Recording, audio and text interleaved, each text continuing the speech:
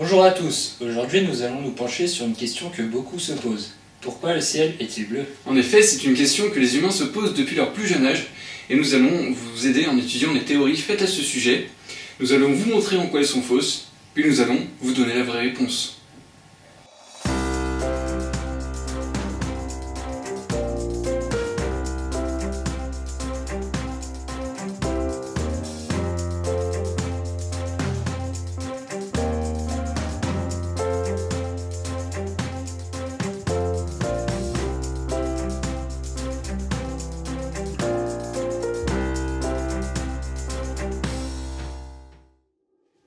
Cette question est fréquemment posée par les enfants à leurs parents.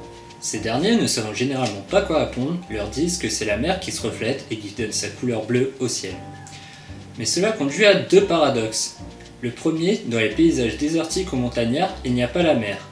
Pourtant, le ciel est bleu. Comment la mer pourrait se refléter sur une telle distance? C'est impossible.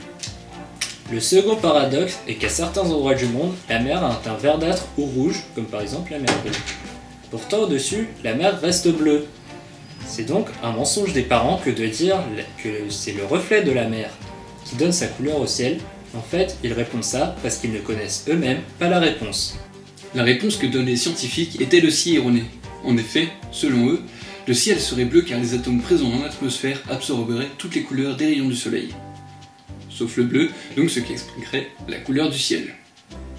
Cela voudrait dire que les rayons du soleil sont composés de toutes les couleurs, or, on voit bien que ces rayons sont blancs et non composés de toutes les couleurs. Si tel était le cas, on verrait un énorme mélange de couleurs au-dessus de nos têtes, mais il n'en est rien, nous voyons inlassablement le bleu du ciel. Cela est donc un complot des scientifiques qui veut nous faire accepter leur théorie sans chercher à nous faire réfléchir et donc à contrôler tous les esprits présents sur Terre. Heureusement que nous sommes ici pour déjouer ce complot interplanétaire. Nous allons maintenant vous donner la vraie explication à la couleur du ciel. Au début, il était d'un blanc immaculé. Puis un groupe d'amis décida de faire une partie de paintball. Pour cela, ils mirent de la peinture bleue dans leurs balles. Mais étant peu précis, ils atteignirent le ciel à de nombreuses reprises. Puis, les balles éclatant déversèrent leur peinture bleue sur le ciel blanc. C'est comme ça que, au fur et à mesure que le nombre de parties de paintball augmentait, le ciel devenait de plus en plus bleu, ce qui donne l'explication à sa couleur actuelle.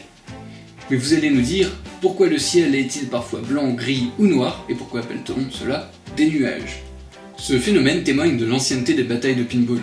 En effet, la peinture se faisant vieille, elle commence à s'écailler puis à tomber. Ce qui révèle le fond, blanc donc, caché sous la peinture. Mais des fois, ces nuages sont gros et gris. S'ils sont comme cela, c'est parce que lorsque la peinture commençait à tomber, l'humidité est entrée, s'est propagée, et ce qui explique donc la couleur grisâtre du ciel. Mais ces phénomènes sont rapidement éliminés. En effet, de nombreuses batailles de paintball ayant lieu chaque jour sur notre planète, il y a assez de tirs ratés pour repeindre totalement notre ciel dans sa couleur bleue. Maintenant, vous connaissez la vraie raison de la couleur de notre beau ciel bleu. Grâce à nous, vous pourrez briller en soirée grâce aux connaissances et vous pourrez les partager. A bientôt pour de nouvelles réponses aux questions que vous vous posez depuis longtemps.